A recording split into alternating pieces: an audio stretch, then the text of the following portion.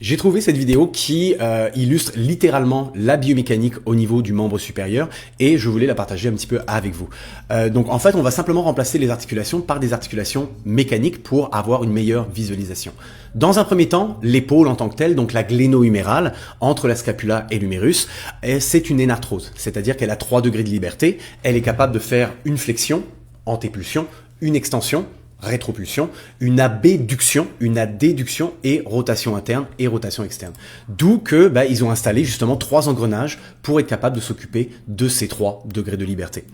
Au niveau du coude, donc on remarque que le câble vient s'attacher à l'ulna et donc entre le humérus et l'ulna, on a une articulation de type trochléenne. La trochléenne est une articulation à un seul degré de liberté et ce degré de liberté-là est la flexion-extension. Donc c'est pour ça que le câblage fonctionne parfaitement et on va avoir en résultante une flexion et une extension du coude.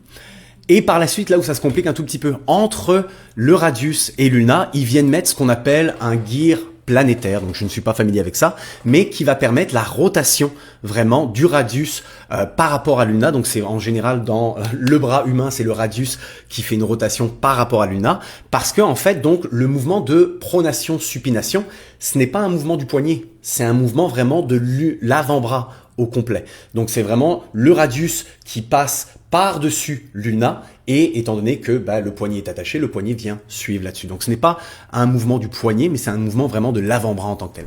Et on est capable de le voir vraiment clairement ici avec les 2 os qui viennent faire une rotation là par rapport à l'autre. Et au niveau du poignet, on va avoir le condyle carpien et la glaine antibrachiale du côté du bras.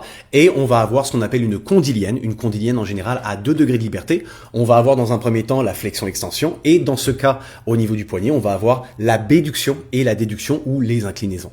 Donc encore une fois, une vidéo vraiment fascinante que je trouve qui illustre très très bien littéralement la biomécanique au niveau du corps.